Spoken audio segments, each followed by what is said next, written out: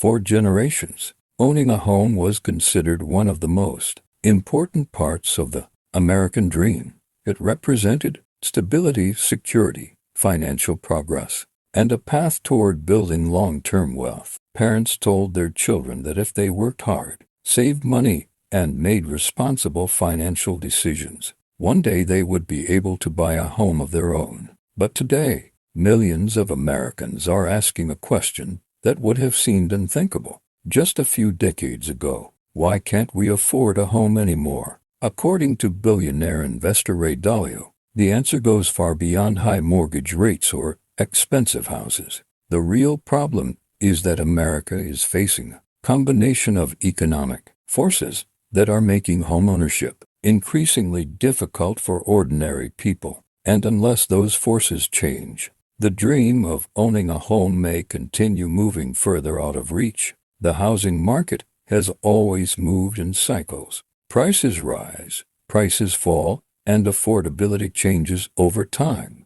But what is happening today feels different across the country. Young families, first-time buyers, and even middle-income households are struggling to purchase homes. In many cities, home prices have risen much faster than wages. While incomes have increased over the years, housing costs have increased at an even faster pace. The result is a growing gap between what people earn and what homes actually cost. Ray Dalio often explains economic problems through the relationship between income, debt, and assets. Housing sits at the center of all three. A house is both a place to live and a financial asset. When asset prices rise faster than incomes, affordability naturally declines. That's exactly what has happened in America. Home values have appreciated dramatically over the last decade, but wage growth has failed to keep pace. Many Americans are earning more money than they were 10 years ago, yet they feel less capable of buying a home.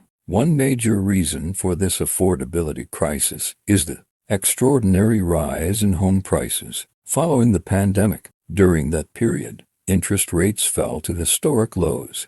Borrowing money became incredibly cheap. Millions of Americans rushed into the housing market, creating enormous demand. At the same time, housing supply remained limited. Builders could not construct homes fast enough to meet demand. This imbalance pushed prices sharply higher. Homes that once sold for $300,000 suddenly sold for $400,000, $500,000, or even more. At first, low interest rates helped offset rising prices because monthly mortgage payments remained manageable. Buyers could borrow larger amounts without seeing dramatic increases in monthly costs. But this situation changed when inflation surged across the economy. To combat inflation, the Federal Reserve began raising interest rates aggressively. Mortgage rates climbed rapidly, transforming affordability almost overnight. The impact of higher mortgage rates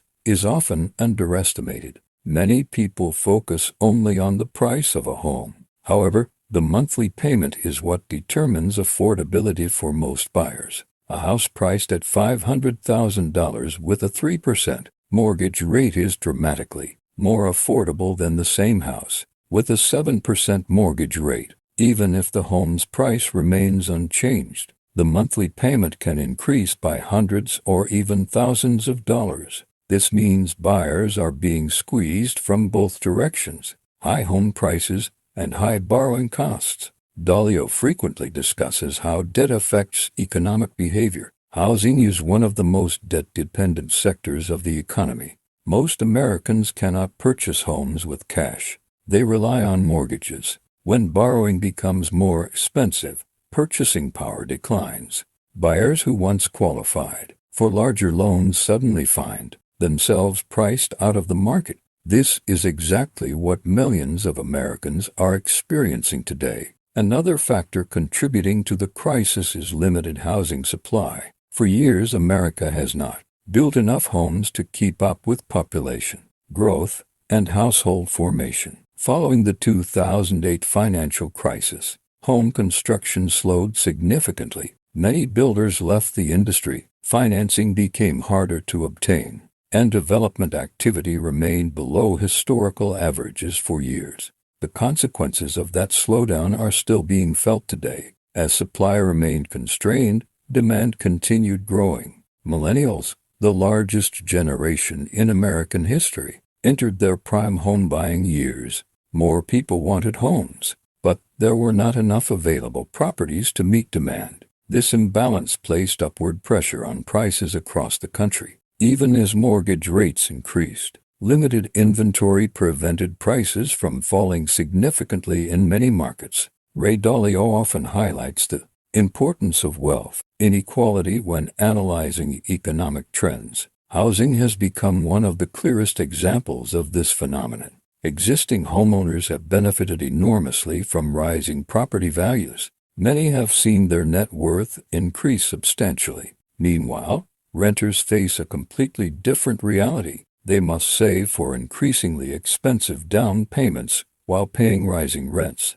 As housing costs increase, saving becomes more difficult. This creates a cycle where homeowners become wealthier while prospective buyers struggle to enter the market. The wealth gap becomes even more apparent when examining investment activity. Over the last decade, institutional investors, private equity firms, and large corporations have purchased significant numbers of residential properties. These organizations often have access to capital that ordinary buyers cannot match. They can make cash offers, close quickly, and absorb higher prices more easily. When investors compete with families for homes, affordability can deteriorate further. Technology has also played a role in changing housing dynamics. Real estate platforms have made it easier for investors to identify opportunities nationwide. Short-term rental services have increased demand for properties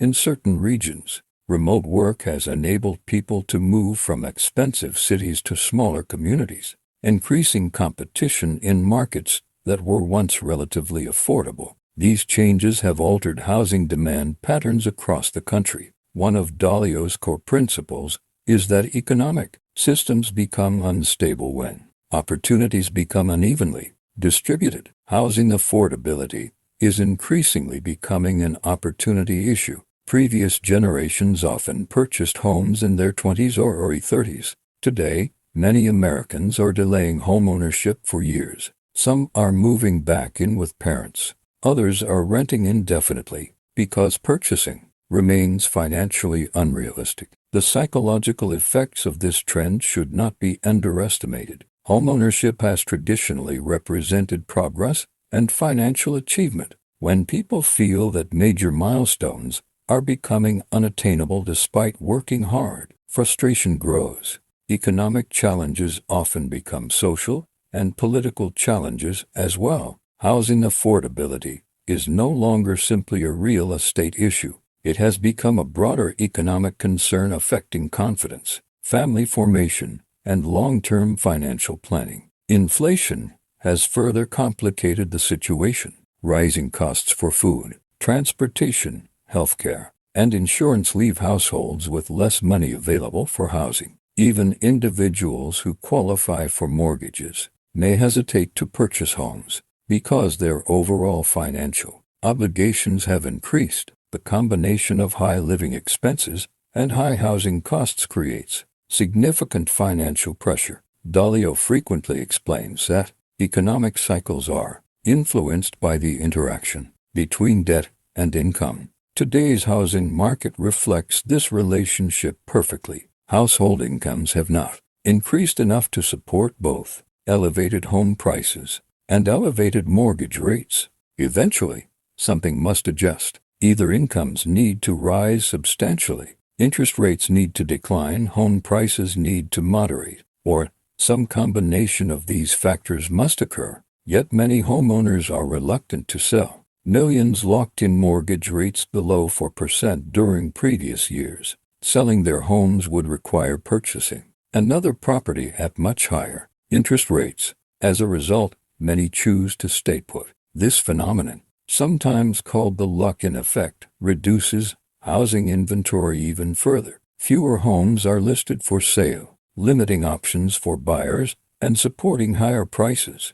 Regional differences also play an important role. Some markets remain relatively affordable, while others have become extraordinarily expensive. In major metropolitan areas, the gap between income and home prices has widened dramatically. Workers earning solid middle-class salaries often discover that homeownership is no longer realistic without significant financial assistance or dual incomes.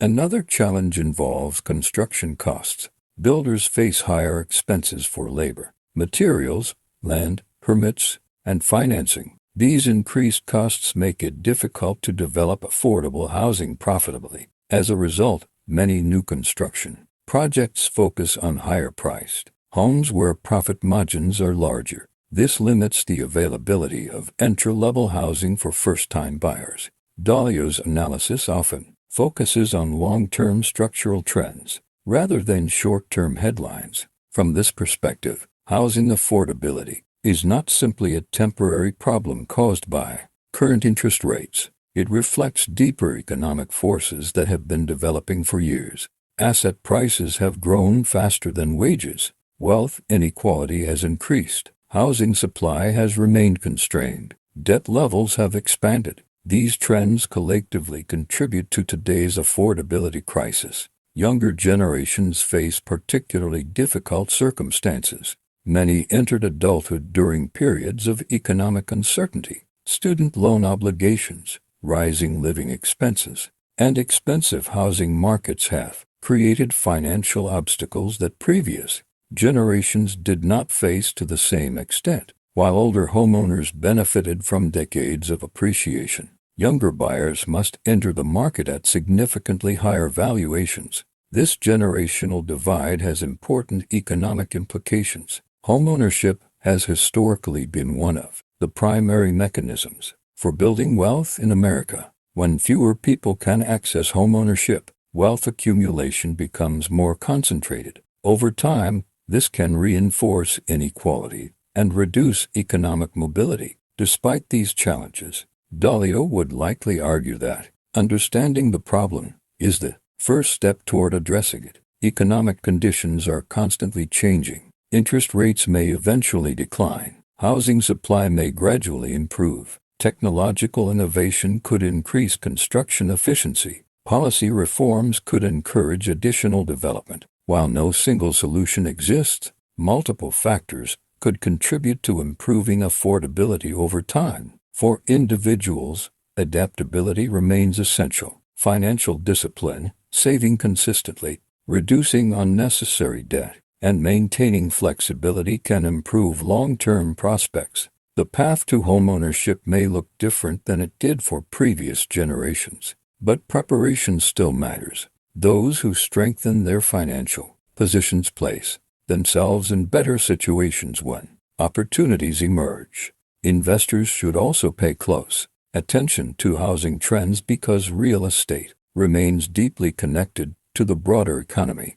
Housing affects consumer spending, banking, employment, construction activity, and overall economic growth. Significant changes in affordability can have ripple effects throughout the entire financial system. The broader lesson from Ray Dalio's perspective is that housing affordability reflects larger economic realities. It is not simply about real estate prices. It is about the relationship between income, debt, wealth, and opportunity. When these forces become unbalanced, housing becomes increasingly difficult to access. Today, millions of Americans feel that imbalance firsthand. They see home prices rising faster than savings accounts. They watch mortgage rates increase while wages struggle to keep pace. They work hard, budget carefully, and still find themselves unable to purchase homes that previous generations considered attainable. That is why so many people are asking the same question. Why can't America afford a home anymore?